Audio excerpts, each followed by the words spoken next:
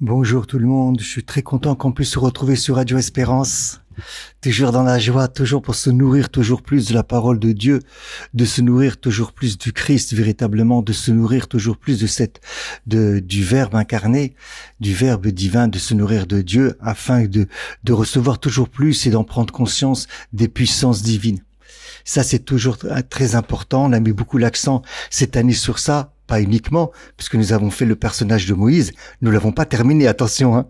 Et puis c'est jamais terminable. C'est pas très français ce que je dis, mais c'est pas grave. Voilà, c'est important d'essayer toujours de prendre plus conscience que lorsqu'on est face aux Écritures, on n'est pas face aux Écritures en fait. Non, je le répète, on n'est pas face aux Écritures. On est face à une personne qui me parle, qui a été mise par écrit. C'est différent. Et mon approche sera différente. Et comment je vais recevoir sera différent. Parce que si je dis simplement comment j'aborde les Écritures, psychologiquement, l'Écriture reste une Écriture. Je peux lui donner vie en donnant des explications théologiques, spirituelles, exégétiques, morales, ce que vous voulez. Mais ça reste une Écriture. Là, c'est pas une Écriture. C'est quelqu'un qui me parle, mais qui a été mis simplement sur papier. Et là, c'est autre chose. Je vous propose, puisqu'on arrive vers la fin de cette année, j'allais dire d'enseignement, de partage ensemble, un passage sur Paul. Voilà, on va essayer de l'aborder aussi peut-être aussi de manière hébreu, puisque Paul, n'oubliez pas, était rabbin aussi. Un passage sur Paul. Et en plus, avec toute cette année qu'on a parlé vraiment aussi, qu'on a essayé de parler en tout cas, de vivre toujours plus l'expérience, cette vertu théologale, l'espérance divine. Paul écrit aux Corinthiens, et lorsqu'il écrit aux Corinthiens, il nous dit « Vous êtes manifestement une lettre du Christ, écrite par notre ministère, non avec de l'encre, mais avec l'Esprit de Dieu, vivant non sur des tables de pierre, mais sur des tables de chair, sur les cœurs. » Alors bien sûr, on voit tout de suite qu'il fait référence aux 10 commandements. Est-ce que Paul oppose les 10 commandements à ce qu'il dit lui maintenant? Bien sûr que non. Parce que s'il opposait les 10 commandements, il opposerait Dieu à Dieu, puisque lui-même il dit que ce qu'il est en train d'inscrire dans le cœur des gens se fait par l'Esprit de Dieu. Voilà, vous êtes manifestement une lettre du Christ, écrite par notre ministère, mais avec l'Esprit de Dieu. Donc, c'est l'Esprit de Dieu qui passe à travers le ministère de Paul. Vous voyez, c'est comme avec Moïse. C'est Dieu qui parle à travers Moïse. Plus au fond, on l'a dit, on reviendra d'ailleurs dans le livre du Deutéronome, lorsqu'on l'abordera, où c'est Shrina, Bedarberet, Betor, Grono. C'est la présence divine qui parle à l'intérieur de la bouche de Moïse. Et c'est pour ça, comme on l'avait dit, et je le répète, que le dernier livre de la Torah est particulier parce qu'il n'y a pas Vaidaber, Adonai, El Moshe, les morts, Daber, El Ben Israël. Il n'y a pas cette phrase extrêmement importante. Dieu parle à Moïse et il lui dit, va parler aux enfants d'Israël. C'est Moïse qui parle directement à la première personne du singulier, le Anochi, le je, qui est utilisé pour Dieu, qui revient d'ailleurs à ce que Jésus dira, je suis la résurrection aussi. Donc on voit qu'ici, Paul se situe, si vous voulez, comme un Moïse, déjà, dans l'esprit juif, dans l'esprit hébreu. D'accord? Parce qu'il dit, voilà, vous êtes manifestement une lettre du Christ, écrite par notre ministère, mais elle est écrite par notre ministère, pas avec de l'encre, mais avec l'Esprit de Dieu vivant. Mais c'est par notre ministère. Donc voilà, nous sommes des canaux. Comme Moïse était un canal. D'accord? Pas sur des tables de pierre, donc là il fait référence aux 10 commandements, bien évidemment, mais sur des tables de chair et sur les cœurs. Première question qu'on doit nous se poser en toute conscience, où est-ce qu'on en est par rapport à ces propos? Concrètement. Car on peut faire une homélie. On peut faire un partage, on peut expliquer, on peut faire des enseignements, on peut faire tout ce qu'on veut. Mais concrètement, comment est-ce qu'on le vit? Concrètement, est-ce qu'on vit cette proclamation de Paul? Est-ce qu'on vit cette affirmation de Paul? Et si nous ne le vivons pas pour X raisons, posons-nous la question le pourquoi. Concrètement. Ça, c'est très important. Or, l'espérance ne trompe point. Ça, c'est important. L'expérience, ça ne se trompe point, parce que l'amour de Dieu, elle est répandue dans nos cœurs par le Saint-Esprit qui nous a été donné. Voilà ce qu'il dirait aussi Paul. L'espérance, elle ne se trompe pas, parce que l'amour de Dieu est répandu dans nos cœurs par les Saint-Esprit qui nous a été donné. Donc déjà, premièrement, c'est très important que pourquoi l'espérance ne va pas se tromper? Parce que c'est l'amour de Dieu qui a été répandu dans mon cœur par le Saint-Esprit qui nous a été donné. Donc déjà, pour pouvoir aimer quelqu'un, pour pouvoir aimer Dieu, comme c'est écrit dans la Torah, tu aimeras Dieu de tout ton cœur, c'est pas possible. C'est pas la peine, c'est pas possible, on ne peut pas le réaliser. On peut pas réaliser ce qui est écrit dans après le Shema Israël, et tu aimeras l'Éternel de tout ton cœur. Parce que Paul l'a bien expérimenté, et lui-même il s'est auto-psychanalysé. On le voit dans l'Épître aux Romains. J'ai deux lois en moi, j'ai deux vouloirs en moi. Ce que je veux faire, je n'arrive pas à le mettre en acte. Et ce que j'arrive pas à faire, je veux ce qui est mon désir et ma volonté, je souhaiterais le mettre et j'arrive pas à le mettre. Voilà. Avec tout ce qu'il a vécu. Donc il s'auto-psychanalyse. Et Paul est en vérité. Il n'est pas en train de se bluffer. Il n'est pas simplement en train de prêcher. Il n'est pas simplement en train de faire un commentaire. Il est en vérité avec lui-même. Il dit, j'ai un problème. Et pourtant, quand il écrit l'Épître aux Romains, il est déjà monté au ciel plusieurs fois. Il a vu Jésus. Il a parlé avec Jésus en tête à tête. D'accord? Il a été enseigné par Jésus. Et pourtant, il s'aperçoit qu'il y a encore quelque chose à l'intérieur de lui. Donc déjà, il nous invite à être en vérité avec nous-mêmes. Pas à bluffer, pas à se baratiner. Ça, c'est très important. À être en vérité avec nous-mêmes. Autre chose, c'est l'expérience ne nous trompe point, parce que l'amour de Dieu est répandu dans nos cœurs. C'est l'amour de Dieu qui est répandu dans nos cœurs, mais par l'Esprit Saint. C'est l'Esprit Saint qui nous a été donné, qui va répandre l'amour de Dieu dans mon cœur. Et donc, qu'est-ce que moi je fais? Eh ben, moi, je dois être une bonne terre, le recevoir. Voilà. Être une bonne terre. Et c'est pour ça que l'espérance ne se trompe point, nous dit Paul. Et lorsque Paul écrit que les croyants sont une lettre du Christ, écrite, non avec de l'encre, mais avec l'Esprit de Dieu vivant. Il exprime en fait que la vie même du croyant doit devenir, et ça c'est très mystique, c'est très juif à l'époque pour Paul, doit devenir un support de révélation.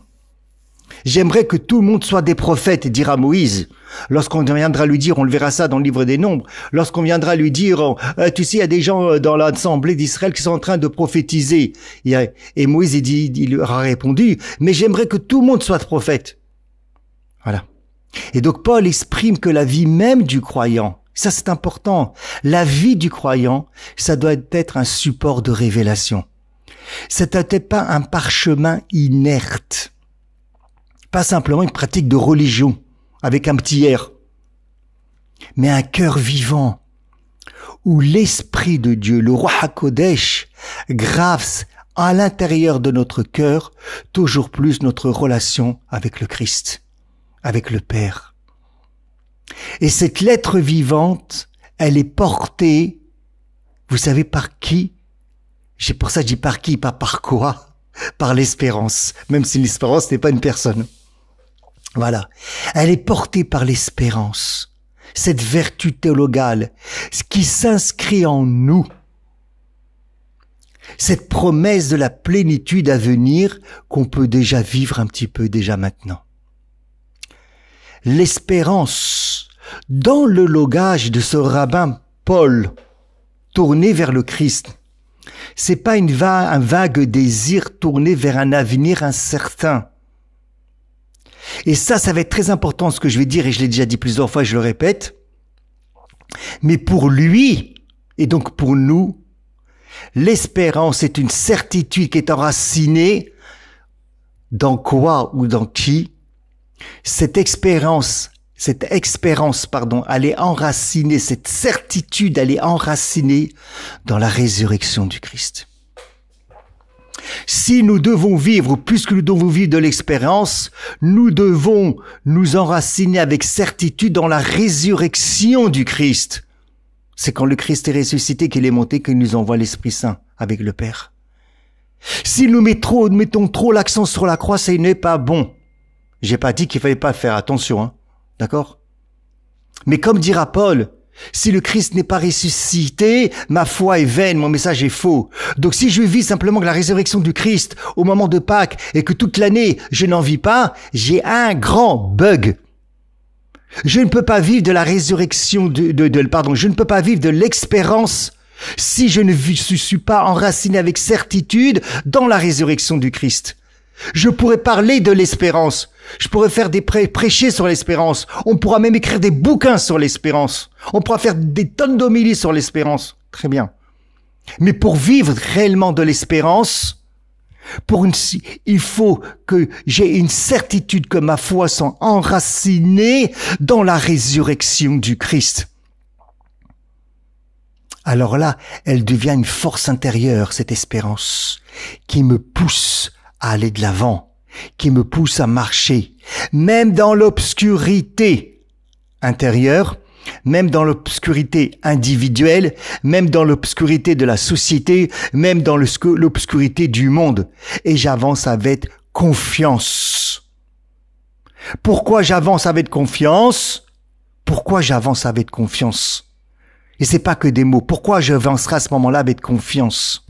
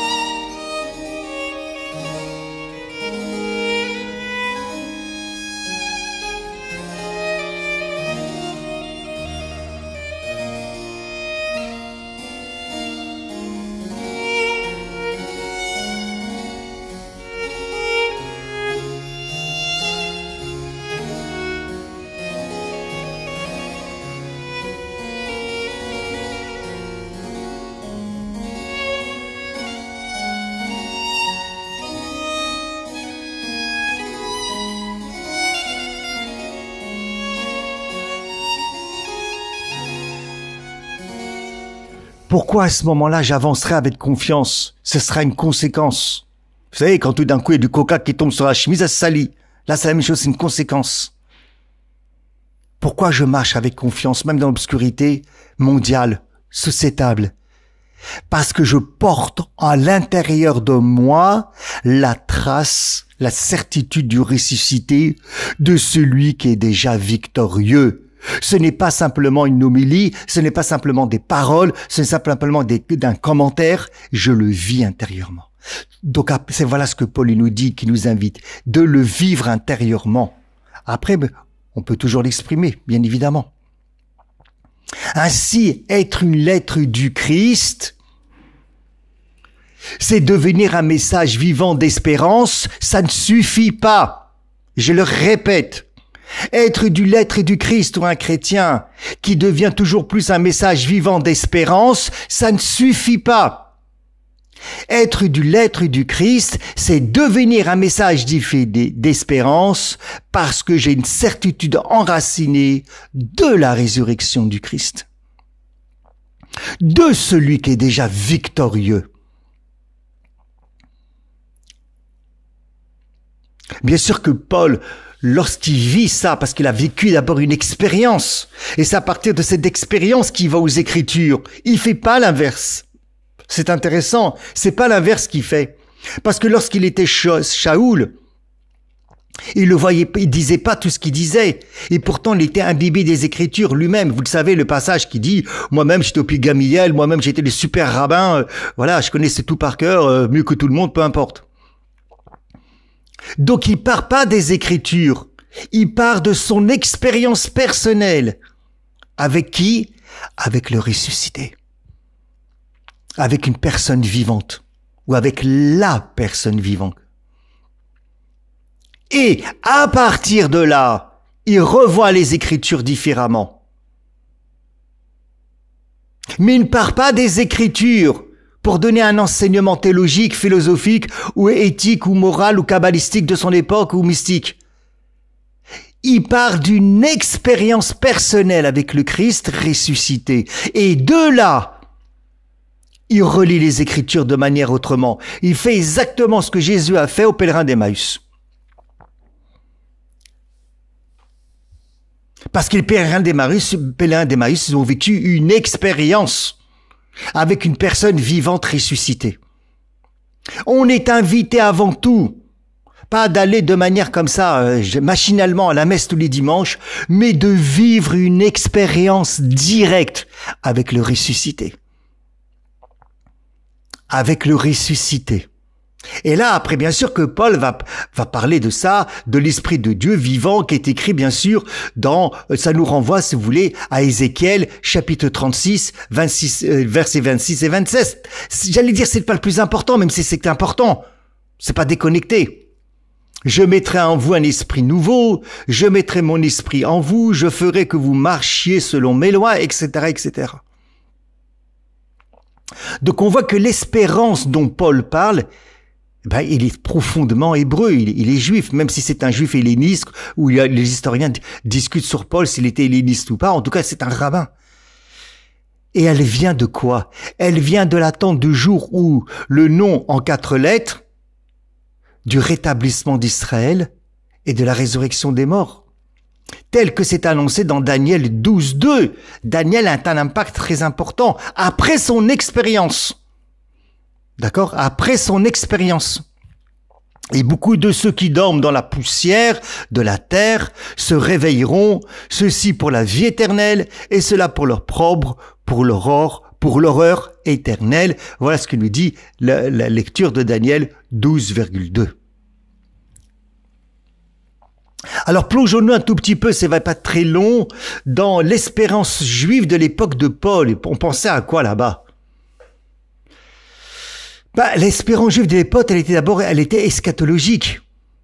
C'était une espérance collective. On attend le Messie. On attend un libérateur, bien évidemment. Comme d'ailleurs les Juifs, ils n'étaient pas les Juifs à l'époque, mais peu importe, comme les Hébreux attendaient le libérateur en Égypte. Donc c'est pour ça que l'espérance dans le judaïsme du second temple concerne surtout la restauration du peuple hébreu, qui a été perdu parce que voilà, ils sont domination romaine, ils peuvent pas faire tout ce qu'ils veulent. Le retour de la shrina au temple, parce que pour la pensée juive, il n'y a plus vraiment autant de shrina qu'il y avait avant. Surtout que les prêtres sont fourvoyés. C'est les sadducéens, c'est la politique, et d'ailleurs, en étudiant en ce moment pas mal l'histoire de ce qui se passe là-bas, ce qui est intéressant, c'est qu'au moment que le Sanhédrin était fait énormément de sadducéens, et pratiquement la majorité des sadducéens. C'est intéressant de voir qui a jugé Jésus, même si les pharisiens avaient un droit de parole aussi. Mais le Sanhédrin était composé essentiellement de sadducéens. Donc, l'espérance, c'est la venue du Messie, et bien sûr la résurrection des morts, et notamment dans tous les courants pharisianisme, parce que comme je vous le répète, il n'y a pas qu'un courant pharisien. Donc lorsqu'on voit dans les évangiles que Jésus parle aux pharisiens, c'est pas il parle aux pharisiens, il parle à une sensibilité pharisienne dans le courant des pharisianismes. C'est comme on nous dirait les catholiques. Ben non, vous avez plusieurs sensibilités dans le monde catholique. On fait pas une caricature, les cathos. Non. D'accord? Et là, c'est exactement la même chose. Et vous avez notre espérance aussi au sein du deuxième temple à l'époque, dans le monde juif, c'est la rétribution des justes et des méchants dans un au-delà. Voilà.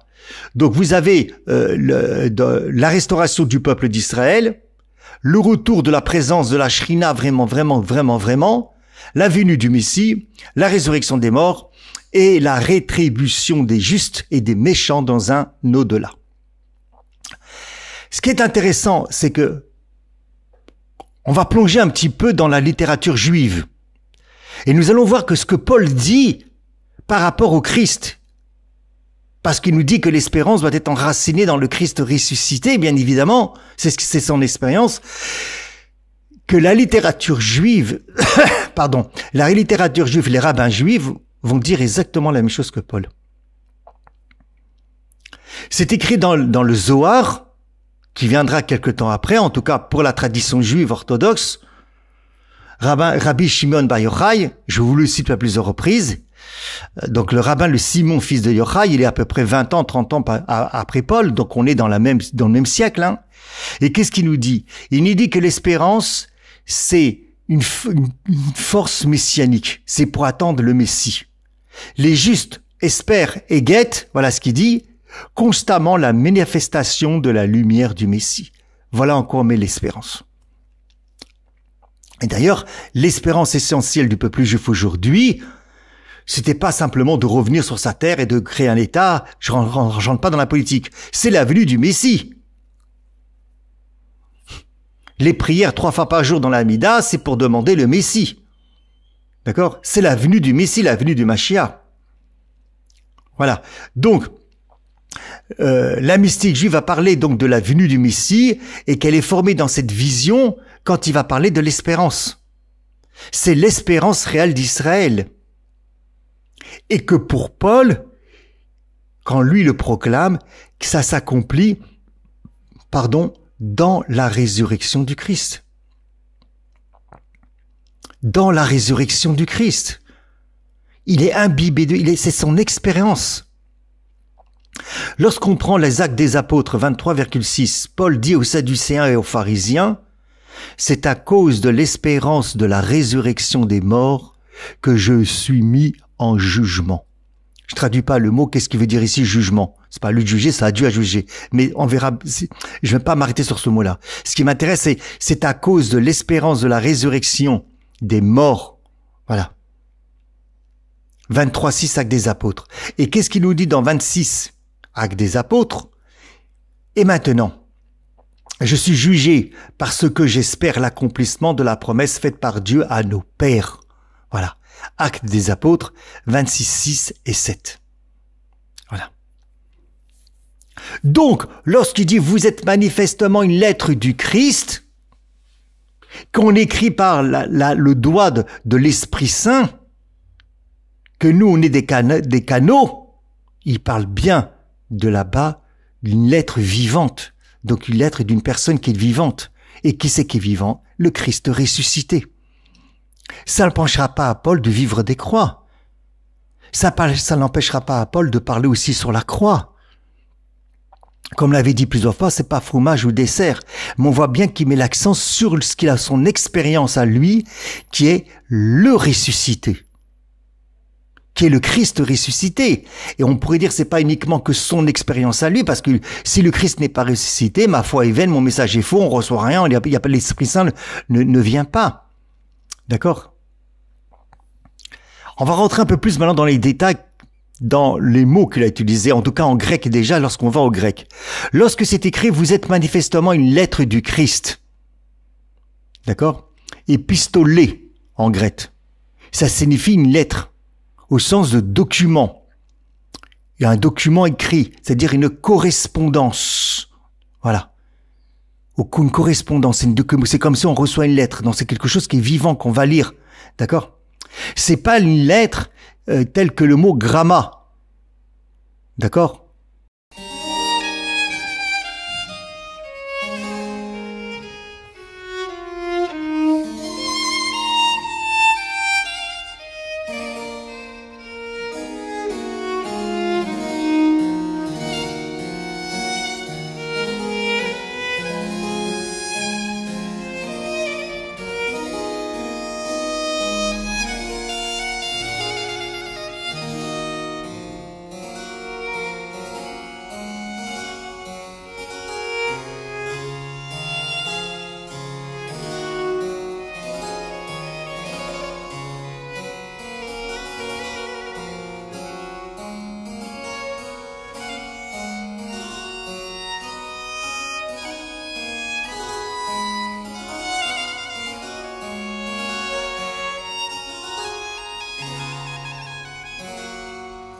Donc ici, Paul ne parle pas d'une lettre de l'alphabet, mais bien d'une lettre au sens de message. On est un messager vivant.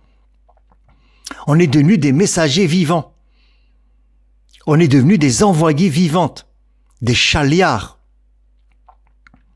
des envoyés de Dieu, des envoyés du Christ ressuscité vivant. Donc c'est bien une lettre au sens de message qu'il écrit. Et il dit donc à la communauté, d'accord, chrétienne, qu'elle est une lettre écrite par l'Esprit du Christ. Donc un témoignage vivant et pas un texte figé. Reposons la question que nous avons posée. Quand je lis, quand je reçois ce message de Paul, concrètement, quel impact ça a dans ma vie? Qu'est-ce que j'en fais dans ma vie? Est-ce que concrètement, je me vois comme une lettre écrite par l'Esprit du Christ? Est-ce que tu te vois comme une lettre écrite par l'Esprit du Christ? Ou bien non, tu te vois comme une personne qui va s'appeler, je sais pas, Sophie, ou Pascal, ou Christophe. Tu te vois avec tes défauts et tes qualités. Tu te vois pécheur. Donc on va raser les murs. D'accord? Mais est-ce qu'on se voit comme une lettre écrite par l'Esprit du Christ?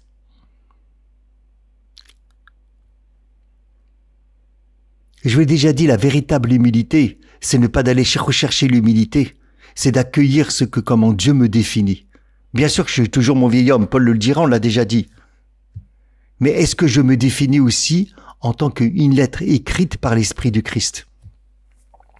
Et pas seulement du mauvais côté, on va dire.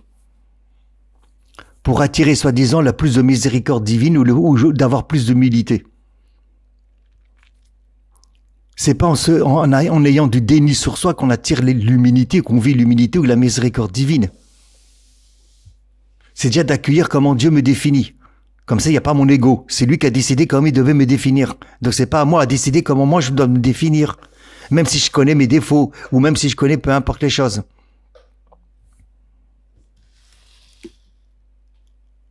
Donc c'est très important. La communauté chrétienne elle-même est une lettre écrite par l'Esprit du Christ. Est-ce que je me vois en tant que message, en tant que document écrit par l'Esprit du Christ? Ou bien, encore une fois, je le répète, je me vois simplement comme un chrétien, comme un catholique, comme les autres se voient comme un juif ou des musulmans, qu'on va pratiquer une religion différente, qu'on va croire dans des choses différentes, qu'on va aller au travail comme tout le monde. Oui, ça c'est vrai, mais intérieurement, dans ma conscience, qu'est-ce que je vis? C'est vrai que tout le monde, on fait la même chose. On mange tout le monde, on va aux toilettes tout le monde, on va dormir comme tout le monde. Quand on est fatigué, c'est comme tout le monde. Quand on est malade, que Dieu nous en préserve, c'est comme tout le monde. Oui, l'extériorité est comme tout le monde. Mais notre intériorité, elle doit pas être comme tout le monde. Elle doit pas être comme tout le monde. Ben là, je suis parti plus loin. Ça, c'est moi maintenant.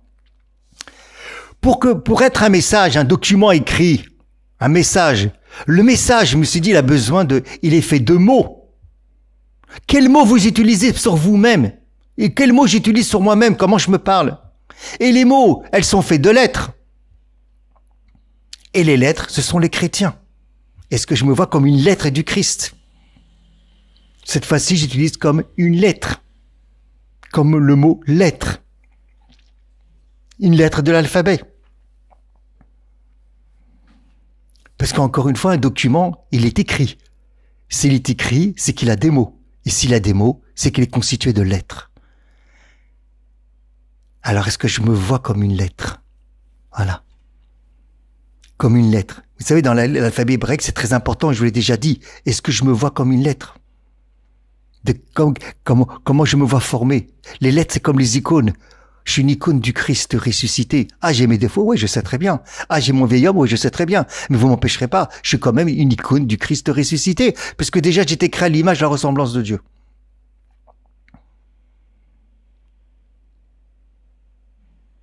Chaque personne est une lettre. Chaque personne est une lettre. Et Marie était la lettre, incroyable. Et c'est ça qui va composer véritablement le corps du Christ. Parce qu'on est tous aussi un membre. Vous savez pour ceux qui font de l'hébreu, que l'alphabet hébraïque est composé de 22 lettres hébraïques, essentiellement consonnes. Les voyelles sont venues plus tard. Hein. Voilà. Et la question maintenant qu'on doit se poser, pour comprendre Paul, et de ne pas avoir peur de poser des questions à Paul. Paul, il parle que d'un message qui n'est pas figé. Que la Torah, d'accord, elle n'a pas été écrite sur des pierres, sur un cœur, et donc on a un message qui n'est pas figé. Mais je pose la question à Paul, lui-même d'ailleurs. Le monde juif, il n'a jamais figé la Torah. La Torah a toujours été interprétée. De quoi il nous parle, Paul? Si je prends simplement le texte de Paul en disant « Ah oui, la Torah, elle est mise sur une pierre, elle est figée, et puis nous, on n'a pas la Torah, parce ça a été écrit dans le cœur de la personne humaine, donc on n'est pas figé, on est vivant », ben, je comprends rien à Paul, en vérité. Je fais semblant de comprendre, et je commence à faire mon homélie ou mon explication. Parce que de toute façon, la Torah dans le monde juif n'a jamais été figée. Vous avez 2 rabbins qui discutent sur la Torah, vous avez 3 idées qui sortent. La Torah dans le monde juif n'a jamais été figée. Elle a toujours été interprétée. Et Paul, il le sait. Donc quand Paul, il me dit, tout d'un coup, faites gaffe, ou quand Paul, il me dit au départ, vous êtes manifestation une lettre du Christ, écrite par nos ministères, non avec l'encre, mais avec l'Esprit de Dieu, mais non sur des tables de pierre, mais sur des tables de chair sur les cœurs, comme sur les tables de pierre, c'était quelque chose qui était figé, ça ne bouge pas, la Torah n'a jamais été figée. La Torah n'a jamais été figée. Même si elle a été écrite sur litres de pierre, elle a toujours été vivante, elle a toujours été interprétée.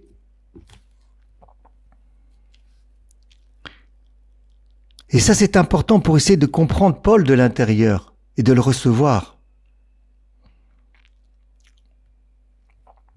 Paul, en tant qu'ancien pharisien, puisqu'il a étudié au biais de Gamaliel, bien sûr qu'il est un fin connaisseur de la Torah. Lui-même, il dira encore plusieurs fois, moi j'étais le super élève. Donc il savait parfaitement que la Torah, elle vivait. Mais elle vivait par l'interprétation orale. C'est pour ça déjà qu'il va reprendre et qu'il va dire, par notre intermédiaire, par notre manifestation. Que la Torah vivait par l'interprétation orale. Et donc, lorsqu'il va utiliser dans 2 Corinthiens 3,6 l'opposition entre la lettre et l'esprit, c'est pour signifier autre chose. Parce que lui-même, il savait très bien, de toute façon, que les rabbins interprètent. Donc, il donne vie à la Torah. Lorsqu'il dira qu'à la lettre tue, mais l'esprit vivifie. Pour Paul, ce qui remet en question, à mon humble avis, ici la lettre, dans 2 Corinthiens 3,6, c'est gramma. C'est gramma, c'est plus comme on avait traduit la dernière fois, comme on a traduit au départ, lorsqu'il parle de la lettre, vous êtes manifestation une lettre du Christ, il disait pas gramma. D'accord? Il disait que c'était un message, qu'on était des documents. D'accord? Et qu'on appelait ça épistolé, mais pas gramma. Là, il dit tout d'un coup que c'est gramma. Ça veut dire quoi? Dans 2 Corinthiens 3,6, que tout d'un coup, là, on est dans une interprétation légaliste. Et le problème pour lui, c'est qu'on est coupé de la vie intérieure. Ce n'est pas une critique de la Torah en soi. D'ailleurs, il le redira dans Romains, la Torah est spirituelle. Ce n'est pas donc elle est divine en fait. Ce n'est pas une critique de la Torah en soi, mais c'est un usage rigide et extérieur de la Torah. Eh bien, posons-nous la question, est-ce que nous-mêmes ne sommes pas tombés dans cette thématique face aux évangiles, face aux paroles du Christ? Est-ce que des fois nous ne sommes pas tombés dans une certaine rigidité extérieure de ce que l'Église donne comme règle, qu'il faille respecter avec amour?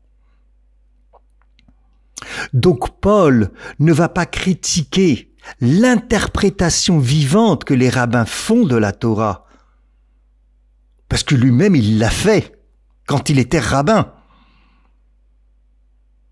Mais en fait c'est l'approche figée qui tue l'esprit du texte, qui tue totalement l'esprit du texte.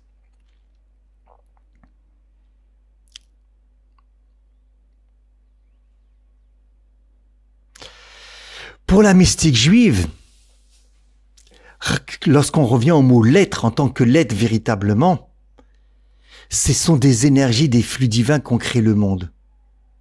Et ce qui est intéressant, et là je vais faire mon interreligieux toujours à ma façon, voilà, on fait tout un mélange aujourd'hui. Hein. On fait plusieurs choses aujourd'hui. On voit le regard hébreu, et puis des fois on fait interreligieux à ma façon. On arrive à la fin de l'année, c'est pour cela. De la fin de l'année, en tout cas des partages, on reprendra bien sûr en septembre hein, avec les deux dieux. C'est que lorsqu'on regarde les théologiens ou les mystiques chrétiens, ils diront, comme Grégoire de Nice, les mots de Dieu sont incarnés dans les âmes. Les mots de Dieu sont incarnés dans les âmes.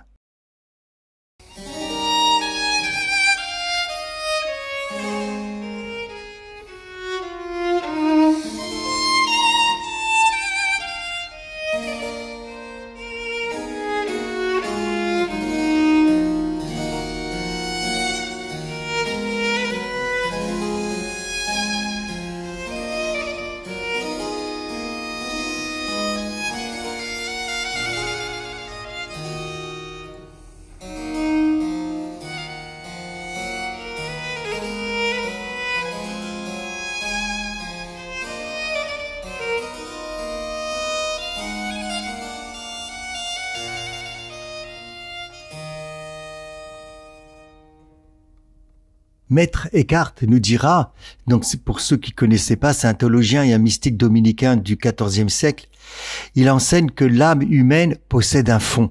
C'est-à-dire, ça me fait penser exactement à Saint Jean de la Croix, dans la Vive flamme d'amour, qui dira la même chose, que l'âme humaine, donc, elle a son centre, son véritable centre, le plus profond. Et là-bas, nous dit donc, Maître Eckhart, que l'âme humaine qui possède un fond, et c'est là-bas où Dieu peut naître. Il va donner naissance et ça va sortir de ce fond vers l'extériorité, c'est-à-dire vers notre partie sensible de l'âme, vers la partie psychologique de l'âme. C'est exactement ce que Jésus dira à la Samaritaine, qu'elle va devenir un puits. Vous voyez, on est vraiment dans cette intériorité-là, voilà, dans ce travail véritablement intérieur. Il nous dira, dans ce lieu intérieur, l'âme purifiée de tout attachement devient le réceptacle de la parole divine. Ça aussi, c'est un travail qui est très important à faire. Mais on peut le faire uniquement lorsqu'il y a une certaine radicalité intérieure spirituelle. Bien sûr qu'on est attaché à nos choses sensibles aujourd'hui. La voiture, la maison, toutes les choses. Mais on est appelé à ce détachement. Parce que de toute façon, on est venu nu et on peut repartir à nu. Et ce qui nous permet de pouvoir être véritablement purifié de tout attachement, tout en possédant des choses, c'est, vous voyez, c'est fromage et dessert, c'est du vivre du Christ ressuscité. Là où est ton trésor, c'est là où est ton cœur. Là où est ton cœur, c'est là où est ton trésor. Là où tu mets ton attention, c'est là ce à quoi tu vas t'attacher. Si tu mets ton attention dans le Christ ressuscité, si tu mets ton attention pas simplement dans des rituels, je dis pas que vous le faites, si vous mettez votre attention pas uniquement dans une pratique de religiosité, et je ne dis pas que vous le faites, d'accord? Mais si on met pas notre intention là-bas, mais qu'on met notre intention, notre conscience dans le Christ ressuscité, même si on va faire après des pratiques de rituels, même si après on va aller au travail, mais mon attention elle est dans le Christ ressuscité, peu importe la quantité de temps que je veux pouvoir sanctifier pour pouvoir le méditer, le prier, c'est la qualité de temps, surtout si je suis laïque, que je travaille et que j'ai une famille, que j'ai des enfants. Alors obligatoirement au fur et à mesure, je m'attacherai à ce à quoi ma conscience va, sur quel objet elle pose, sur quel objet elle va se poser ma conscience. Et là, je deviens véritablement le réceptacle de la parole divine. Le Maître Eckhart nous dira que Dieu continue à engendrer son Fils dans notre âme, qui se détache de plus en plus, et qui veut refléter, ainsi l'incarnation du Verbe en chaque être humain. C'est puissant, c'est magnifique. Ça à méditer, ça à contempler, ça à recevoir. C'est un projet. Les gens, des fois, ils ont des projets dans la vie. On veut gagner plein d'argent, on va avoir une super voiture, on va acheter une super maison, tant mieux. La bracha vient, la bénédiction, tant mieux, ok. Mais la bracha des brachas, c'est ça. Parce que la vie est éphémère. La vie, elle passe vite. Les gens qui sont arrivés déjà à un certain âge, 50 ans, 60 ans, ils se retournent derrière, disent, waouh, ma vie, elle est passée, clac, comme quoi. Et donc, Maître Eckhart nous dit que Dieu engendre son Fils dans notre âme parce qu'il veut refléter, ainsi l'incarnation du Verbe en chaque être humain. Et donc, l'âme est comme un vase. Et dans ses sermons, le Maître Eckhart compare l'âme à un vase d'or. Il faut la purifier pour qu'il puisse contenir Dieu. C'est exactement ce que va dire la théologie juive, que l'âme est un kélim, un réceptacle. Un réceptacle pour recevoir le divin. Et il dira donc que cette âme, c'est un vase d'or qui doit être purifié pour contenir, pour vivre de Dieu. Et pour vivre cette présence divine. Véritablement.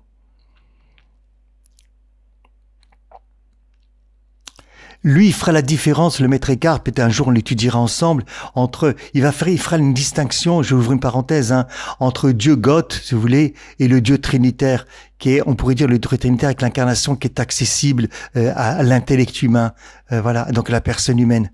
L'essence divine est indivisible, inconnaissable pour lui. Il enseigne que l'âme peut s'unir à cette déité en dépassant toute connaissance et en s'abandonnant totalement. Viens et suis-moi. Où demeures-tu? Viens et suis-moi. C'est une relation, c'est une expérience.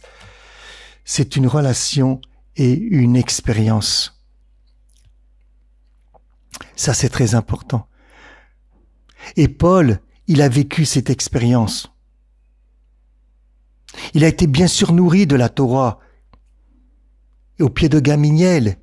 Mais il a été béni au pied de Gamaliel, on l'étudiera peut-être au fur et à mesure, aussi d'une théologie mystique juive et peut-être aussi hellénisée. On réfléchira parce que Gamaliel appartient, comme on l'avait dit plusieurs fois, à l'école de Beth Hillel. Et donc Paul a intériorisé cette réalité, que chaque disciple, le Christ revient à l'intérieur de lui. Et c'est pour ça qu'il pourra dire, ce n'est plus moi qui vis, c'est le Christ qui vit en moi. Que chacun devient une lettre. C'est facile, une lettre dans le sens véritablement premier, une lettre du Christ. Non seulement, voilà, donc en tant que message, mais véritablement en tant que forme vivante et unique, par lequel le Verbe devient lisible dans le monde. Voilà. Parce que, comme dira la théologie mystique juive, lorsque Dieu a voulu créer le monde, il a consulté les lettres. Chaque lettre, donc, est une force spirituelle pour les Juifs. Donc, nous sommes cette force spirituelle, cette conscience divine. Le Baal Shem Tov, qui a été le précurseur, de la chassidoute, le Baal Shem Tov dans le milieu chassidique, qui était dans les années 1700 à 1760, il dira, chaque âme est une lettre du Créateur. Et lorsque l'âme est en train de prier, elle est en train de illuminer sa propre lettre. Lorsque l'âme prie, elle illumine sa lettre. Sa propre lettre, son propre kéli, son propre réceptacle, pour vivre du divin, pour vivre de Dieu. Vous voyez, donc, on voit bien que ça rejoint bien ce que disait Maître Eckhart, avec leur langage différent, bien évidemment. Mais ça revient exactement à la même chose. Un autre très grand rabbin du monde chassidique, qui s'appelait le rabbi Lévi Isaac de Berdichov, qui est né en 1740 et qui est décédé en 1809, il a écrit beaucoup de livres et des commentaires sur la Torah. Et qu'est-ce qu'il dira? Il reprendra les propos de Paul. Je pense pas qu'il est parti voir Paul, faut être juste en vérité. Mais il dira, chaque juif est une lettre divine. Chaque juif est une lettre vivante de la Torah divine. C'est exactement ce que Paul dit, qu'on ait une lettre, des messages, des documents ou une lettre. Ça veut dire que c'était véhiculé dans la mystique juive déjà à l'époque de Paul, jusqu'à déjà 1740. qu'en vérité, lui il parle aux Juifs, que le Juif, et Paul il parle après au côté universel, donc aux chrétiens, que chaque Juif est une lettre vivante de la Torah divine. Et écoute bien ce qu'il va dire, c'est magnifique. Ça va, moi je vois Jean à travers ça aussi. Il va nous dire, ce rabbin, donc de 1740, donc il parle aux Juifs, voilà. C'est pas universel encore. C'est pas universel, on va dire. Il n'y a pas même pas le mot encore, c'est pas universel. Lorsque deux Juifs s'aiment, les lettres s'unissent et forment un mot divin. Il continuerait, écoutez bien après. Lorsque deux Juifs s'aiment, on peut dire deux chrétiens, voilà. Lorsque deux chrétiens s'aiment, les lettres s'unissent et forment un mot divin qui forme un document divin. Voilà. Qui forme une Torah divine, si vous voulez. Je traduis au nez de l'hébreu, d'accord? Une Torah divine, le mot Torah veut dire un document, un enseignement. Et divin, n'oubliez pas tout ce qu'on a parlé depuis le début sur la Torah, que dans son essence, elle est de nature divine. D'accord? Il faut pas oublier de tout cela. Vous voyez encore une fois ce dialogue interreligieux entre les mystiques juifs et les mystiques non-juifs, chrétiens, catholiques. C'est pas pour faire du sacrétisme, mais c'est extrêmement intéressant. C'est ce que j'appelle pour moi, voilà, mon dialogue interreligieux. Voilà. Mais les lettres, elles ont plusieurs fonctions. Premièrement, elles ont deux fonctions. Elles permettent de capter la lumière, mais elles permettent aussi de canaliser, de la voiler, mais afin de pouvoir la transmettre. De transmettre cette lumière d'une manière recevable. Parce qu'on ne pourrait pas recevoir. Montre-nous le Père. Mais tu veux pas que je suis le Père? C'est-à-dire que le Christ est la lettre du Père. Il est ce document, ce message dont Paul parle, du Père. Et en même temps, il est la lettre, une lettre dans le sens propre. Qui me voit, voit le Père. Mais tu peux pas voir le Père directement, parce que celui qui veut voir Dieu, il meurt, c'est pas possible. Donc il est passé par la lettre. Je capte la lumière parce que je suis la lumière, Jésus dit. Et je canalise la lumière, je la voile. Mais comme ça, je peux pouvoir la transmettre. Et comme ça, tu vas pouvoir la recevoir. Donc qui me voit, voit le Père. Ainsi, sans les lettres, la lumière ne peut pas être transmise. Sans moi, vous ne pouvez pas aller au Père et vous ne pouvez pas recevoir le Père. Amen.